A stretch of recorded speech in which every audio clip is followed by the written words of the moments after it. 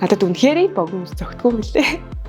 Тэгээд тэрнээс хойш за дахиж хичээж хүсэндээ гар хүрэхгүй шүү гэдэг шийдвэр түрээд одоогоор ургуулад 13 дахь жилдээ явж байгаа. Сайн байна уу? Намайг Цулуунбаярын нар болтох гэдэг. Одоо 24 настай 2 нэлэх мамаг ээж байна. За өсөө бол 10 жилээс ургуулж эхэлсэн.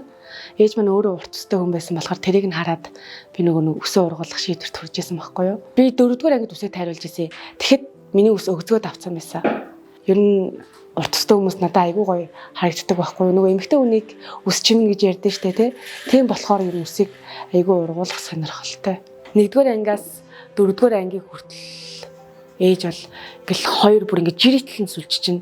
Тэгэл хүүхдүүд бас ингээд үсээ задгаа тавихыг харахаар ээж би ингээд нэг удаа үсээ задгаа тавьчихдаг. Үгүй. Үсгдэг чинь тэгдэг зүйл биш. Бит үсийг ингээд одоо хамаагүй задгаа тавиад одоо нэг гэмтээгээд гэдэг юм уу те тэгж хэлжсэн байхгүй юу. Тийм болохоор ер нь тэгэл ээжийнхээ үгийг бас нэг жоохон ч гэсэн дагчих юмсан гэсэндээ одоо хүртэл шүлжээд эсвэл дээшээ шуваалаад ер нь задгаа тавихыг нэг бас боддгоо гэх юм уу. Хөөхөн штэ манай нараа үсээ тайруулахгүй ингээд ургуулад идэг. Тэгэл найзууд манаас хүмүүст ярихдаа яагаад нөгөө манай урт өстэй найз гэл тэнгүүл цаанаасаа л нэг гоё өнгөшл. Фэйсбүүк дээр нөгөө нэг ингээл заримдаа би контент хийгээ тавина те. Тэнгүүд хүмүүс пүү ямар урт өстэй юм бэ? За үсээ ингээ яаж арчилдаг вэ гэд надаас хувь чатаар бол мэдээлэл авдаг хүмүүс зөндөө байдаг. Урт өстэй хүмүүс ер нь байна. Гэхдээ ер нь их ховор болчихж гэж би харж байгаа. Гэхдээ ингээ хаяа үсмсээ задгаа тавиал гадуур гарангуучаа пүү паа гэж юм уу те амар гайхаал тэгснэ нэг хурж үзэж болох уу? Яг өөрийг чинь мөн үү? Бодуулсан уу модуулсан энэ гэл те. Ер нь хүмүүсийг хүлээж авч байгаа хандлага бол жоохон гайхсан хандлага. Тэгэхээр ер нь үс гэдэг зүйл чинь амьтай. Миний хувьд бол үс гэдэг зүйл маань айгүй амьтай. За тэгээ үсээр ерөөсөө тоглож болохгүй л гэж хэлээ. Би сая охинтой болоод уг нь өөрөө үсээ жоохон мөр хүртлээ тайрч марч гэсэн бодолтой байсан байхгүй юу. Гэсэн чинь охинтой болоод ирсэн чинь охин хүүхдтэй юм чи гоё хоёулаа хамт гоё үсээ ургууллаа те. Илүү бас цааштай гоё контент хийгээд явбал илүү гоё юм байна гэсэн утгаа бас үсээ тайруулахгүй авч үлдсэн. Ер нь бол миний өөрийн мань мэрэгжил бол Японд орчуулагч мэрэгжилтэй. Гэхдээ одоогор мэрэгчлэрээ ажиллаж арайхан бас чадаагүй л.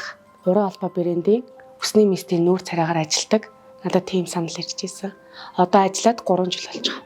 Одоо би ингээл нэг зарим одоо компанитай те одоо ийм шампань нийлүүлдэг компанитай ингээл хамтраад орон инээ тэрэг гэхээр зураг авалтан дээр нь бол харагддаг. Ер нь урт өстэй одоо яг энэ байгаагийн хэмжээтэй урт өстэй хүмүүс бол Монголд бол нэлээд байгаа. Бүр шилбэд авсан гэвэл нь ер нь нэлээд ховор болцсон баг. Яг тэгвэл өсч нөгөө ургаад ирэхээр үзүрлэг аягүй шинхэн болоод ирнэ. Тэгэхээр хүмүүс тайруулж байгаа юм шиг надад санагдаад байгаа байхгүй юу? Тийм болохоор аягүй бага байх гэж бод. Бас урт өстэй байх үнэхээр гоё шүү гэдэг мэдрэмжийг бас мэддэг болохоор одоо ер нь тайруулна гэсэн бодлого болоод байгаа. Үсээ арчлах яг арчлаа сурчвал амархан л та. Дөнгөж одоо нөгөө арчилж сурж байгаа хүмүүс маань бас байна те. Тэгвэл тэр хүмүүстэй зориулсан хэлэхэр маань гоё тууштай байвал нь үсийг яаж ургуулж болдог. Би өөрөө ер нь эко маягийн одоо эко бүтээгдэхүүн, шампунь тийм юмнуудыг хэрэглэхийг их зорддог. Тэгээд хар цай болон гангийг их хөвчлэн үсэндээ ашигладаг. 7 хоногт нэг 2-3 удаа угаагаад аль болох индүүсээс ашиглахгүй ч юм уу те.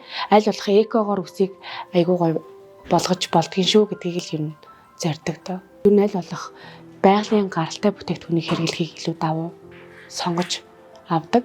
Тэгээд тэжээлийн тосыг бол ер нь тогтмол хэрэгэлдэг. Үсийг нэг 3 сарда нэг удаа ер нь бол үзүүрээс нэг 2 төө ч юм уу 3 төө ер нь тайруулчихдаг. Үс чинь нөгөө үзүүр хэсгийнхээ амьсгалж идэг болохоор тэр хэсэг нь гэмтчихэр үс ургалт нам зогсчтой юм шиг надад санагддаг байхгүй юу?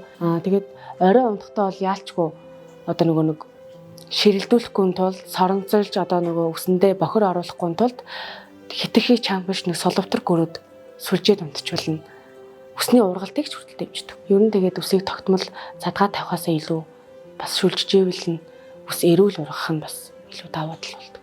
Яг ойролцоогоор чиний ус хэдэн метр байна гэл. Одоо ер нь сүүлийн үед нэг зориод байгаа маань болохоор одоо урт өстэй хүмүүсийн тэмцээн уралдаан байдаг юм болоо тий? Тийм тэмцээн уралдаан байдаг бол орж нэг үсэж өөрийгөө бас сорж үзье гэсэн бодолтой байгаа.